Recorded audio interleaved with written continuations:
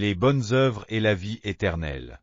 Car Dieu a tant aimé le monde qu'il a donné son Fils unique, afin que quiconque croit en lui ne périsse point, mais qu'il ait la vie éternelle. Jean 3,16.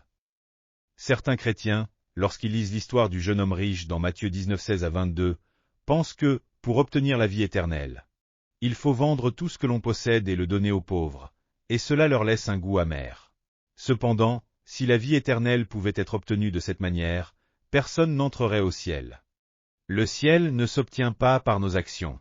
C'est pourquoi comprendre l'histoire du jeune homme riche de cette façon est une grave erreur. La question que ce jeune homme a posée était complètement erronée, car elle remettait en cause l'évangile de Jésus-Christ. Agir est le privilège de Dieu, voir Jérémie 33, 2 à 3, et notre seul devoir est de croire en Dieu. La Bible déclare aussi que « nul ne sera justifié devant lui par les œuvres de la loi » Romains 3, 20.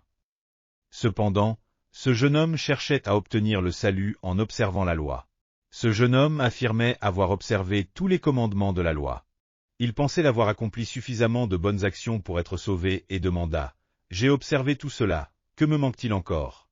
Jésus, voyant l'ignorance du jeune homme, lui répondit « Vends ce que tu as et donne-le aux pauvres. » Afin de lui enseigner que le salut ne s'obtient pas par les œuvres. Le jeune homme s'en alla tout triste, croyant jusqu'au bout que ses bonnes actions lui obtiendraient le salut. Pourtant, qu'il ait vendu ou non ses biens pour les donner aux pauvres, il n'aurait toujours pas obtenu la vie éternelle. Car il n'avait pas accueilli Jésus dans sa vie. Si ce jeune homme avait crié à Jésus, « Seigneur, je ne peux pas faire cela, mais je désire la vie éternelle. Que dois-je faire ?» Jésus lui aurait certainement montré le chemin vers la vie éternelle. La Bible déclare, « Il n'y a de salut en aucun autre.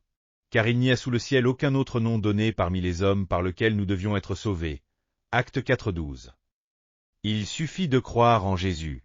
Une fois que vous avez reçu Jésus et cru en lui, vous obtenez la vie éternelle, et l'Esprit Saint viendra pour vous guider afin que vous puissiez accomplir de bonnes œuvres. Alléluia! Que Dieu vous bénisse abondamment.